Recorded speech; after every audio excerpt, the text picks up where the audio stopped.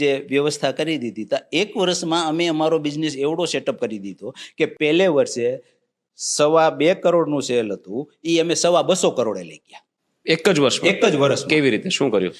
એ મેં તમને કીધું ને, માં જગ્યા ટૂંકી હતી, માર્કેટ અમે ડેવલપ કરી દીધું, બધા જ જે આધુનિક ફેરફારો કરવાના હતા મશીનરીથી માંડીને બધા કરી દીધા. એ તોય ડિમાન્ડ હતી, અમે માર્કેટમાં ટાઈમે માલ નહોતી આપી.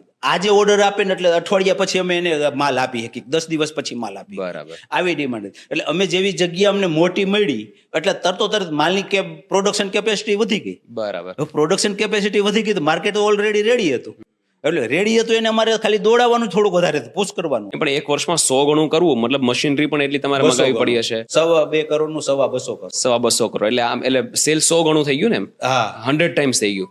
તો 100 ટાઈમ્સ તમારે પ્રોડક્શન કેપેસિટી પણ વધારવી પડી હશે, માણસો પણ વધારવા પડ્યા હશે, લોજિસ્ટિક્સ વધારવું પડ્યું હશે. એ બધું સેટઅપ તો હતું જ. મશીનરી ને એ તો બધું ફટાફટ, એ તો અમે જાતે બનાવતા હતા મશીન તો. અચ્છા, મશીન જાતે બનાવતા? હા, અમારા જીજાજી જે અમારી એરે બેન જે જોઈન્ટ હતા ને, જીજાજી માસ્ટર માઇન્ડ હતા ને એ કારીગર હતા. એટલે મોસ્ટ ઓફ મશીન અમે જાતે બનાવીને ડેવલપ કરેલા હતા.